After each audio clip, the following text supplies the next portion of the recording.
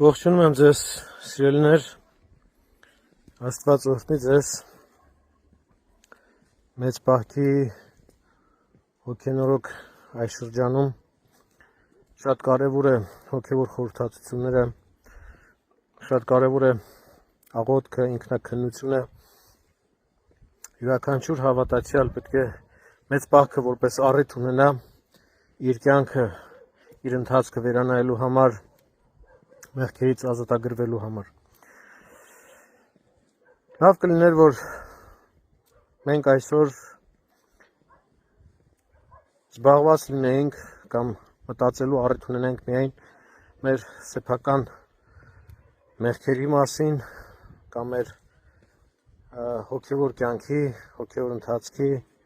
զարգացման մասին։ Բայց ցավոք այսօր մենք իրավիճակում ենք,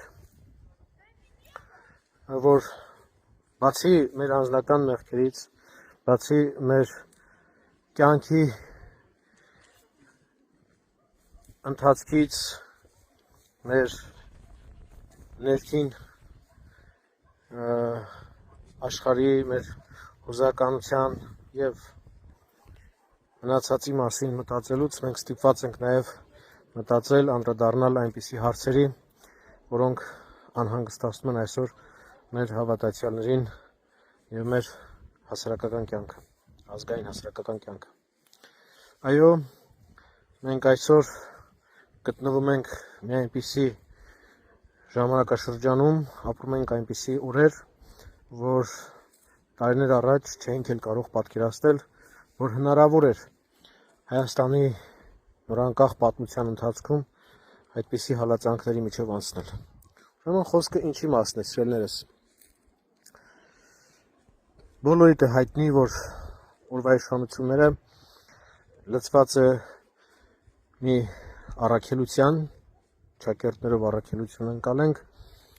մի գործի, եկեղեցահալած իրենց պիղծ օրակարգով, որ ուզում են ամեն գնով հասնեն ամենայն հայոց հայրապետի հրաժարականին կամ ինչպես իրենք են ասում հեռացմանը, որը ցավի սիրտ շատերի համար գայթակղության պատճառ եւ առիթ եղավ, այդ թվում նաեւ շատ հոգեվորականների, ովքեր